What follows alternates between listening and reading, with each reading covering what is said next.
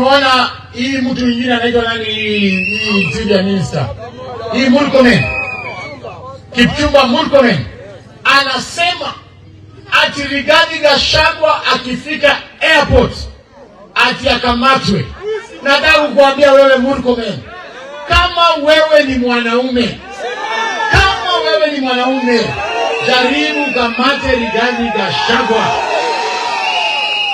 Sisi tumesema party leader wetu atatangaza ile tarehe atakuja, atatangaza ile ndege atatumia, atatangaza ile kiti atakalia kwa ndege na masaa ambayo ndege itafika hapa. Tumesema we are mobilizing more than 300,000 people waende wampokee kule airport, tuone kumshikia watu. Tunataka dunia nzima hiyo siku Rigathi anarudi ni public holiday. Hata wewe mtu anaenda kwa nyumba wewe. Of course, that's a message from Cleophas Malala. Anasema kwamba Gachagua will come, and of course Kenyans, 300,000 Kenyans will receive him at the airport. You see now, this is a threat to William Ruto, who earlier said this through Murkomen. Murkomen anasema hivi. I saw another man who sat where you are sitting the other day, desperate in our country, talking about issues of insecurity as though it's a joke, to the extent that he's talking about, he thinks that he's going to parade issues of terrorism in America for him to get votes.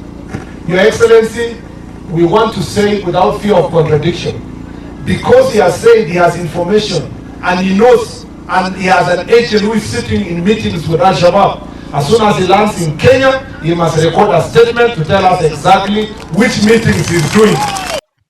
Yes, Murkomen anasema kwamba Gachagua atakuwa arrested na atashikwa the day atarudi, because Gachagua ali-accuse boss wake William Ruto that he's been meeting, Al-Shabaab at night. And of course, this message somehow shocked the whole world. And of course, Murkomen yesterday alisema hivi on the engagement of the deputy president in the US, and he has been dared that he'll be arrested when he comes back, and at one time you also pronounced yourself to that. He responded to the dare by telling you people that he will tell you the time and the plane that he will. Can you respond to that dare without making it a national insecurity issue? Well, basically, I thought that I said it clearly yesterday that it is him who voluntarily said that he has information about Kenyan authorities' engagement with Al-Shabaab and negotiating and doing business with Al-Shabaab and so forth. So I thought it's not even a question of being arrested. It is, if he is patriotic enough, he needs to record that statement with the DCI. And that should be the first opportunity is offered. In fact, I thought he was going to say he will tell us the time and the hour is going to arrive, and therefore DCI, prepare yourself, I will be in your office 2 hours. If you ask me increasingly, I'm not a doctor, but increasingly the utterances that come from Deputy President are pointing out to two things. Either he's a serious or a pathological liar who is looking for cheap political publicity, or is acute case of mental health. Yeah, anasema kwamba Gachagua ni mwendazimu, yeye azimshika, yeye atamwombea tu apone. Mwendazimu na mnamuongelelea kila wakati. I don't think ni mwendazimu, because you can't just discuss a mad person.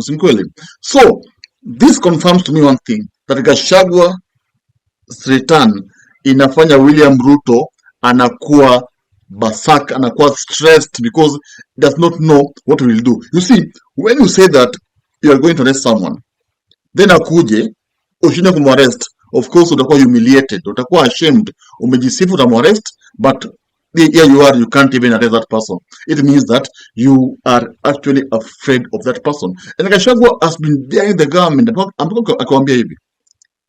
Yeah. If the fear of arrests was part of my thinking, I would never do anything. I'll just stay in the house Every day they discuss in parliament for 2 hours and say they'll arrest me. I just move on. I am not a leader who buys fear. And as I have explained, I think Murkomen is lost. I'm not the one who have launched the investigations against William Ruto. It's the American Senate.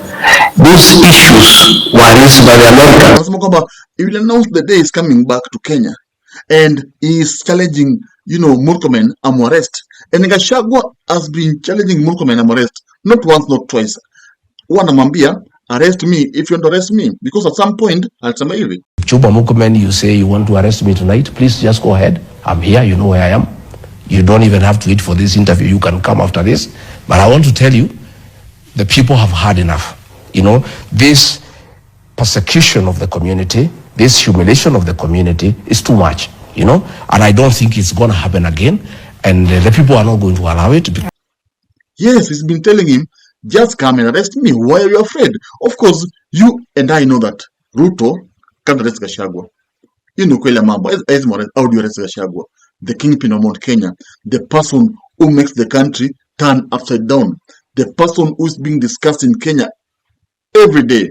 And kila siku wa parliament, it's all about Gachagua. Every day when the government talks, ni about Gachagua. So how do you arrest that person? Because arresting Gachagua is tantamount to treason. Because utakuwa demonstration. Just imagine the arrest of the death of Juan. And of course, it brought chaos. Now imagine Gachagua amepotea, amekuwa arrested. People will demonstrate. Kweli. So you see, William Ruto is just trying to intimidate Gachagua because Gachagua made America, and now American government is somehow believing Gachagua because Gachagua and the Americans kwamba the Kenyan president is actually working with the terrorists, and the Kenyan government actually sent some weapons to Sudan to aid the war. So these messages zinasumbua America, and of course this prompted the US government to warn Ruto to a point whereby they even said that they are actually directing the Senate wachunguze Ruto waone kama the guy is fit to be the president. And when America is against you, what happens? They fight you and they can actually influence your removal from power. It has happened in before. And I've been using example of Gaddafi, who of course was an enemy of the Americans. What happened? Americans ilisaidia wale marebels wa Libya na wakamtoa Gaddafi wakammaliza Gaddafi. And that's how the US government works. So, you see, of course, Gachagua will return to Kenya. Okay? Akirudi Kenya. The date will be announced. So, Kenyans are eagerly waiting. What do you think will happen that day? What do you think will happen that day? Because people will go to Jkia, the same way Malala amesema. And people will eagerly wait to see their leader who they will have missed for 2 months. No. And of course, the police will try to stop the people. And of course, this will not go well because if the government decides to arrest Gachagua at the airport, I tell you, kutaharibika. Because I don't imagine Gachagua sleeping inside a police cell. How? Because we are seeing thieves when ameshikwa and mob inaenda inachoma police station, inachukua mwizi inachoma. So imagine Gachagua ashikwe afungwe police station. It will be fire. It won't be easy because no supporters, no Gen Z, no Kenyan will actually sleep peacefully and Gachagua is in jail. Why? No, Gachagua is the voice of the people because he's the only person who has the guts to actually tell William Ruto the truth. Now, anaambia Ruto kila kitu venye iko, and no one, including Raila Odinga, can face Ruto because Ruto is believed to be a very dangerous person. So the only person who is equally dangerous is Gachagua. Now that's hand him heroic, status, and Gen Z see him as a hero.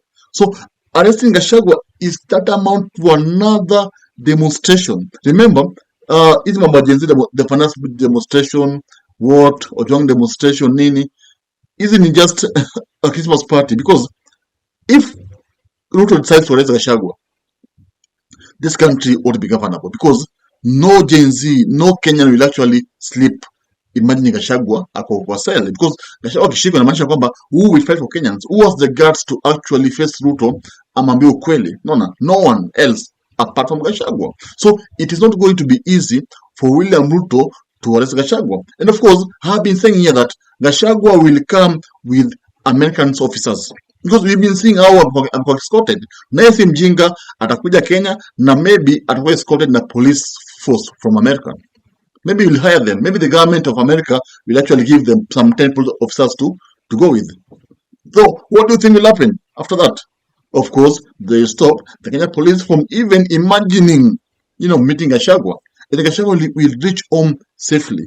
So there is no arrest. And of course, Malala is saying that 300 supporters of Gachagua, Gen Zs, will actually flock, Jkia na watam welcome na itakuwa a public holiday.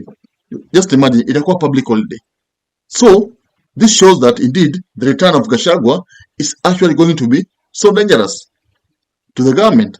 So all the government can do is to keep off, arudi, wamwache, afanye his things. But akiamua sijui kupigana, whatever, they will lose because the country will face mass action. What do you think will happen? Thank you. If you love politics, then Dr. Politica is your cup of tea. The place for minds that think. If you are watching this from anywhere else, search the name, hit subscribe, and stay sharp with us.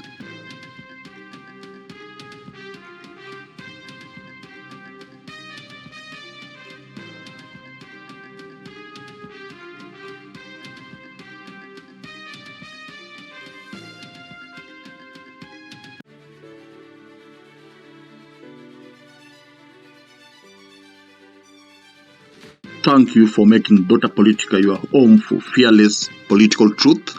Every view, every like, every share fuels the fire behind the hours of research, filming, and editing we pour into each episode.